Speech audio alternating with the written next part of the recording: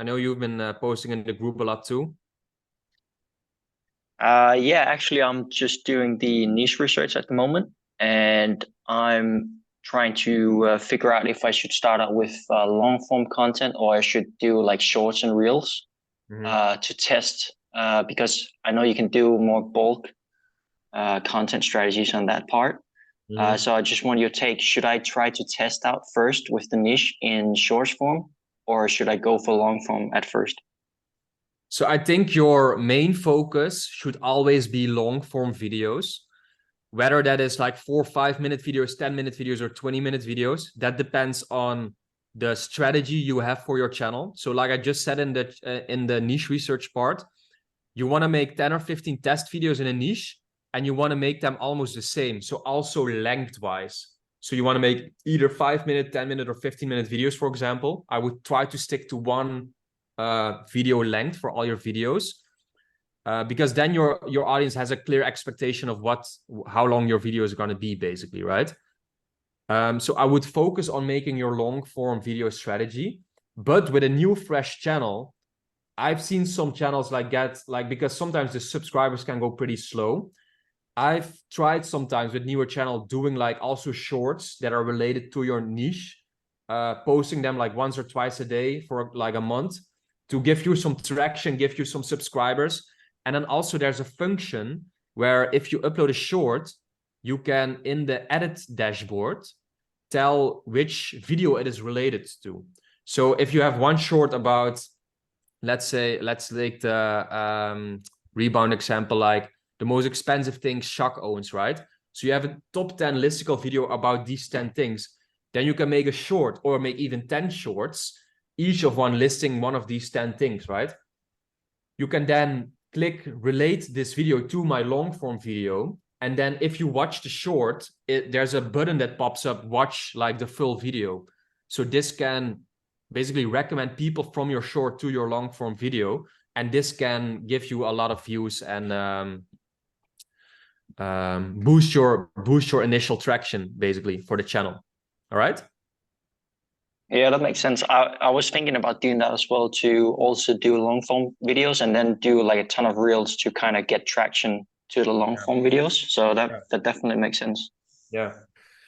So I would really like, and especially if you have a listicle channel, like a top 10 channel, like top 15 channel, then you can really think about what I just said. Like, okay, you have the script already. So you can literally take parts of the script and turn that into a new VO for your short form video if it's less than 1 minute.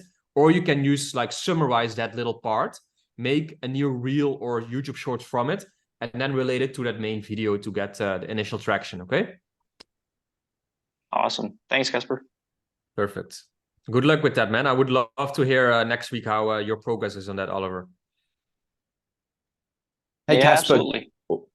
Casper, just for that, can that actually harm your long form content videos if you're linking them through shorts, considering the fact that shorts viewer base and long form viewer base are different consumers? For example, you know, people who watch shorts religiously may not be around to stick on that video for any more than a minute. Is that like, as a whole method as a whole, do you think from your experience it doesn't affect it, or do you think it does bring down that average view duration, that watch time, and as a result kill the video that could have been good? I don't have like data on that, so I can't say for sure. But I do know that this is a future that YouTube is really working on making work, basically, because otherwise they wouldn't introduce the future to literally show an extra button in your reel or your short that goes back to your main video and have you choose which video it relates to. Indeed, like the short viewer audience is probably like has less focus, or if they watch a 1 minute or like 20-second video, they maybe are not going to watch a full 8 or 10-minute video. But I think if you frame it right, so you say like, you can put a text in the, if you say like, click here to watch the 8-minute video or something, right? If you frame it right and the people know, okay, this is going to be a long form video, I think it shouldn't affect it. But I don't have like significant data on testing that or anything. So I couldn't tell for sure, man. Okay. Or maybe then again, it is they recognize it's a shorts viewer who's clicked that, and as Yeah. a result, they don't punish your video if it gets Yeah. shitty. You know, Exactly. The one I've thing shown. is that with shorts, you can get a lot of views and go viral really quick. So it might bring you in a lot of subscribers and views to your main video. If it influences the retention in a bad way, I don't know yet. And I don't know if YouTube will punish you for it too. Yeah, All I yeah. know is that this is a pretty new feature, so you can do this. What you can also do is if you upload a long form video to your channel, you can go on your phone app, the YouTube app, go to your video, and then under it, it says remix, and you can turn your long form video into separate shorts that are immediately added onto your channel, and you don't get reused content problems from doing this. So again, if you have a listicle video about the top 10 things Shaq owns, you can literally in your YouTube app make 10 different separate reels from that using this shorts remixing method, basically. All right. Hey, Casper. Hi, Joe. Hi. Hi.